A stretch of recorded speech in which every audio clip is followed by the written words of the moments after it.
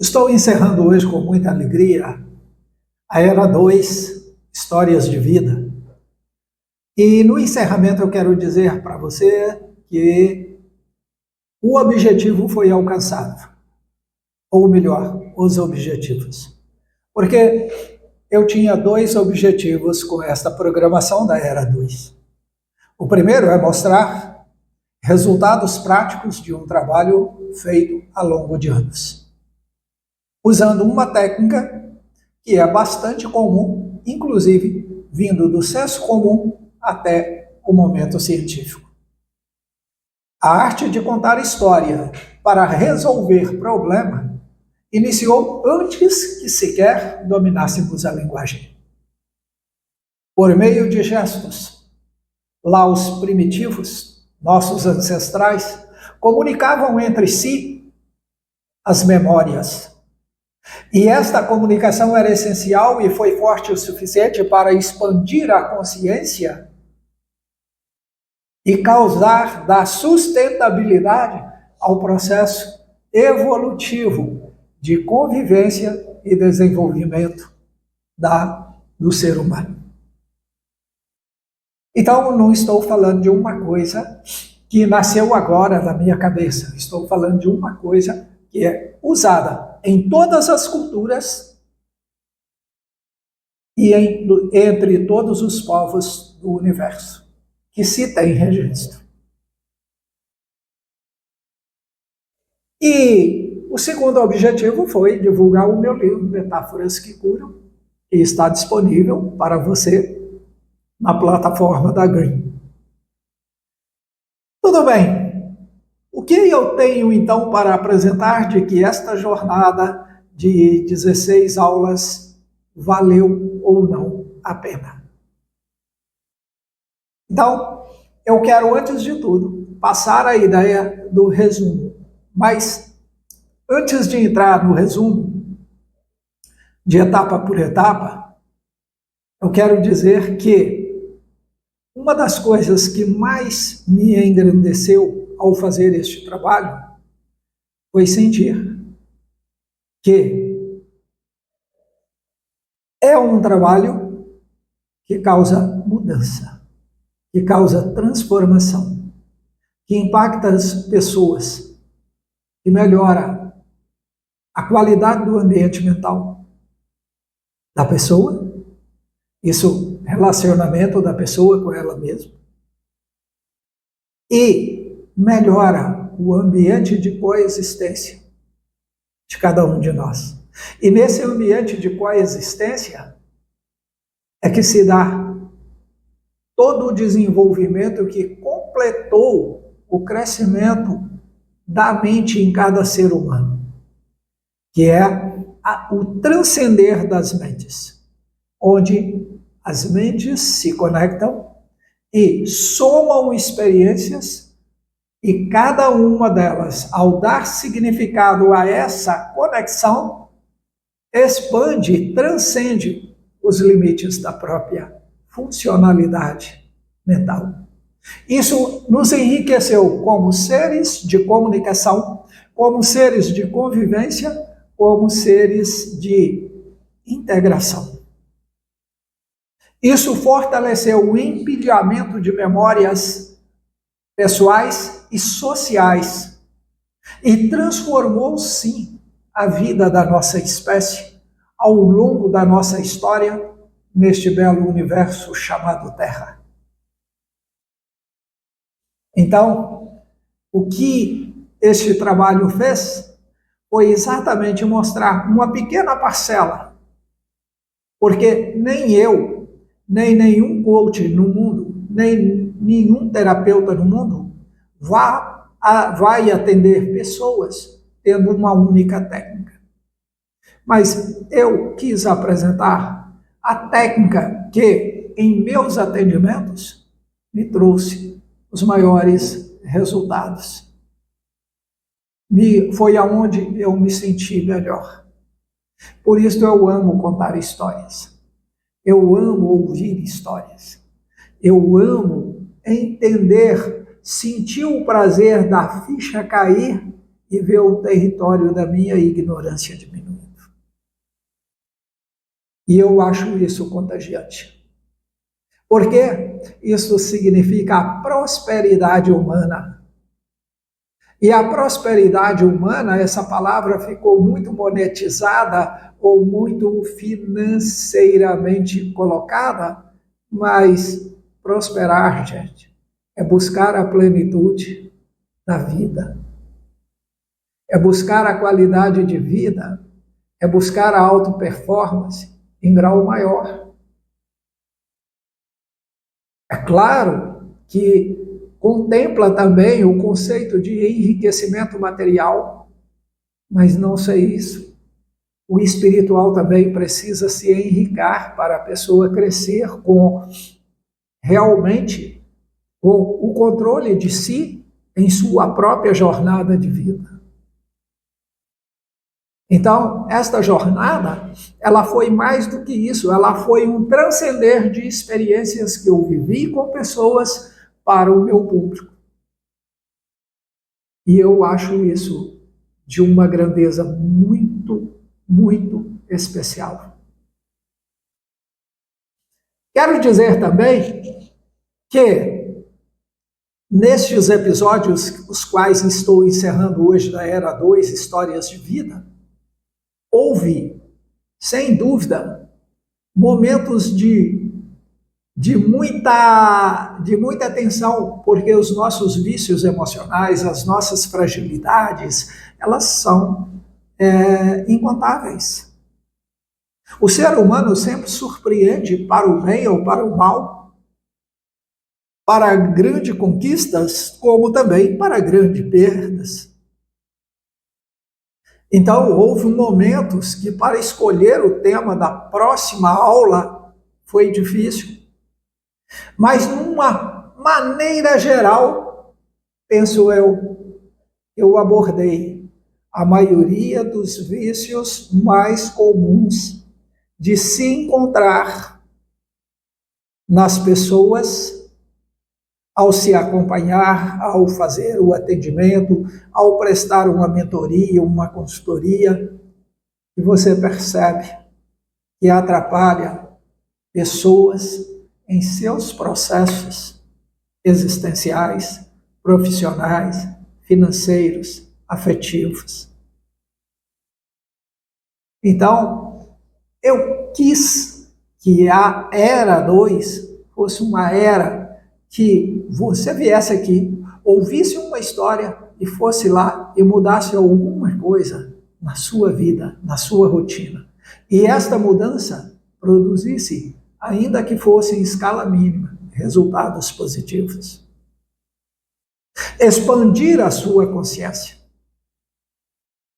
Bom, alguns podem até estar pensando, poxa, isso tinha que ser dito na primeira para empolgar as pessoas a estarem aqui com você, Ju.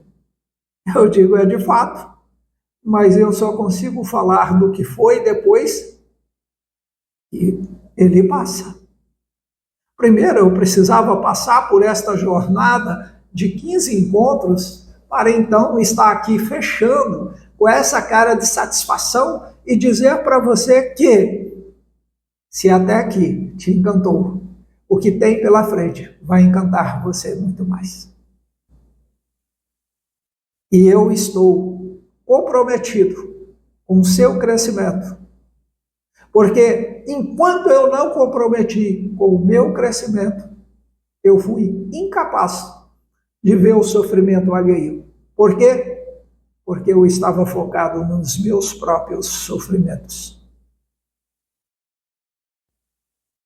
Então, esta Era 2 foi também um processo de declaração da minha libertação de várias amarras que me acompanharam na vida inteira, porque o fato de eu ter uma técnica, de eu saber acompanhar pessoas, de eu entender e impactar estas pessoas em suas demandas, elevando-as para um nível superior, o fato de eu saber estas técnicas não é o suficiente. para que eu esteja isento das minhas fragilidades. E é com toda esta fragilidade que eu cheguei até aqui. Elas não me pararam. Elas foram para mim motivo de superação, motivo de crescimento, motivo para pedir ajuda, motivo para ser humilde, sentar, estudar, aprender. Foi assim que eu acredito que, sobre o assumir-se como um ser controlado, como uma pessoa que controla-se nos momentos das fortes emoções, foi muito bem trabalhado nesta série. E de uma maneira sintética, eu passo a dizer que nós iniciamos a nossa proposta de aplicação prática com uma ferramenta que era a de falar de metáforas, embora tenha falado ainda que levemente de causa e parábolas, que também são outros meios muito eficazes para expandir a consciência das pessoas. Em seguida, falamos da autorresponsabilidade. Gente, para mim, a autorresponsabilidade significa a maioridade de mim para mim mesmo. O que é isso? Maioridade de mim para mim mesmo. É quando eu entendo que eu sou o único responsável pela minha jornada e que todo o crescimento colocado na minha jornada tem que ter a minha chancela. Ah, mas isso é autoritarismo. Sim, é autoritarismo para quem? Porque para mim, autoritarismo foi o que eu vivi antes de chegar, ver a oportunidade passar, não ter coragem de entrar nela e depois procurar culpados para justificar o porquê eu não entrei. E como isso aconteceu comigo, e eu já vi acontecer com várias pessoas que eu atendi, eu desejo que isto não seja o seu caso. Mas se for, seja humilde, busque ajuda. E busque a ajuda de quem você confia, mas que está preparado. Problemas, dificuldades existenciais não é questão para se resolver com o amigo, com a amiga, com o namorado, com a esposa. É para você resolver com um profissional habilitado, porque isto é uma questão que exige estar preparado cientificamente, tecnicamente, com experiência para lidar com as fragilidades humanas. Estas são as características de um profissional que você deve procurar para este sentido. Depois, eu trabalhei, sim, mecanismos para fazer crescer a autoestima. Porque, veja bem, a nossa mente funciona a partir de 3 crenças que eu coloco em minha vida, que você colocou na sua, e que as pessoas todo dia reafirmam estas crenças em sua rotina de vida. Gil, mas a vida é tão complexa e tem apenas 3 crenças? Não, eu não disse que há 3 crenças apenas. Há 3 crenças que eu chamo de crenças matrizes, que são crenças principais, e na qual todas as demais crenças e significados que damos a experiências de vida, vivida ou imaginada, passam e conectam de algum modo nelas. Então, vamos a estas crenças. Primeiro, a crença de identidade. Identidade não é só você saber quem é você saber e aderir a quem você é. Porque o quem você é hoje pode até ser melhor do que o quem você viveu ontem, mas com certeza pode melhorar para que você seja um quem maior amanhã. E se você não fizer o movimento de crescimento, você vai fazer o de decréscimo. Sabe por quê? Porque você vai continuar pensando da mesma maneira. E as circunstâncias, o cenário da sua vida, até as suas demandas físicas, intelectuais, mudam constantemente. E é por isso que o nosso cérebro, ele tem a neuroplastia. A neuroplastia é a capacidade que o cérebro tem de se reinventar para atender às nossas necessidades de hoje. E é por isso que evoluir, desenvolver, crescer não é uma opção, é missão de vida.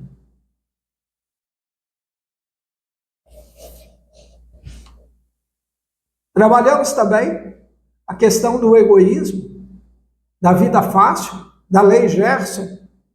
Trabalhamos ainda o eu como inimigo. E isto é trabalhar a inutilidade existencial, a descrença total na capacidade de fazer alguma coisa, inspirado no mito, na história, na metáfora de Rapunzel. Nós criamos e ressignificamos o planeta das Rapunzéis. E trabalhamos também questões correlacionadas com a superproteção, a vida como uma jogada de sorte, como coisa do destino, como coisas, o dar errado na vida como coisa de azarão, de vitimista, que tem sempre um culpado para tudo. Trabalhei também a questão da rejeição, do abandono, do medo, da desvalidação, com a metáfora, os leões e a plateia, objetivando restaurar a autoconfiança, o poder de decisão, o agir com coragem apesar do risco, e esse risco calculado, responsavelmente assumido, são riscos sustentáveis dentro da nossa trajetória de vida. Trabalhei também a questão da recuperação da identidade, a autocredibilidade de que você é capaz de fazer, que você é capaz de mudar, que você é capaz de crescer, porque isso pertence à natureza humana. Trabalhei também o significado do direito que você tem de ser do seu jeito, mas se você quer ser do seu jeito, assuma o valor do ingresso para ser do jeito que você é. Não fica reclamando do que não dá certo.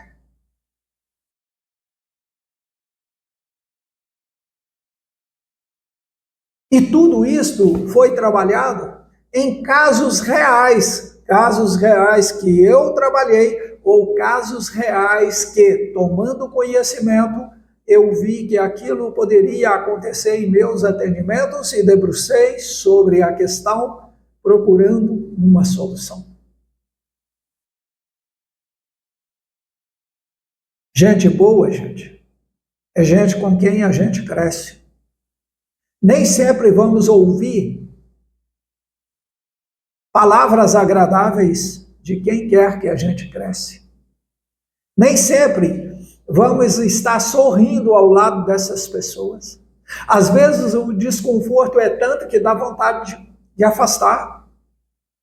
E quando você experimenta afastar, você vê que o único perdedor é você. E encerramos com parábolas cristãs. E por que isso? Porque em todas as manifestações espirituais do mundo, contar história sempre fez parte do fortalecimento da espiritualidade, da clareza moral da história. Porque, paralelamente ao mito, também as metáforas, elas têm sempre uma mensagem educativa. Ela tem sempre um peso moral que justifica os motivos pelos quais nós devemos rejeitar a zona de conforto. E por que eu terminei com parábolas cristãs? Porque antes eu já tinha falado uma parábola budista e na aula anterior, a passada, eu tratei de uma parábola hinduísta. Mas, Geu, e a espiritualidade israelita, que é grande entre nós? E a espiritualidade islâmica, que atinge a 1,2 bilhão de pessoas? Eu digo, olha, também estas espiritualidades têm parábolas no meu livro para serem trabalhadas. Ah, mas você não apresentou aqui. Sim, de fato não apresentei. Primeiro porque a história destas 3 manifestações espirituais, elas têm um nexo comum. Todas elas derivam dos registros da história de Abraão. Abraão, o grande pai, o grande patriarca, aquele que teria uma descendência que ninguém poderia contar. Maior do que os grãos de areia das praias dos mares, maior do que o número de estrelas da galáxia. Então, temos algo muito em comum. Todos nós somos teístas. Todos nós temos um livro sagrado. E o livro sagrado dos judeus está contemplado na Bíblia. E o livro sagrado da Bíblia e também a Torá forneceram os elementos de confecção do Corão, que é o livro dos islâmitas. Então, nós não somos tão estranhos assim. Agora, uma coisa é o que a espiritualidade ensina. Outra coisa é a interpretação que a humanidade dá. E é comum, em momentos que se interpreta ao pé da letra os livros sagrados, ao longo de toda a história humana, toda vez que isso aconteceu, se matou em nome de Deus. O Deus que é o Senhor da vida, que promove a vida, permitiu que nós fizéssemos o absurdo de, em nome dele, condenar vidas.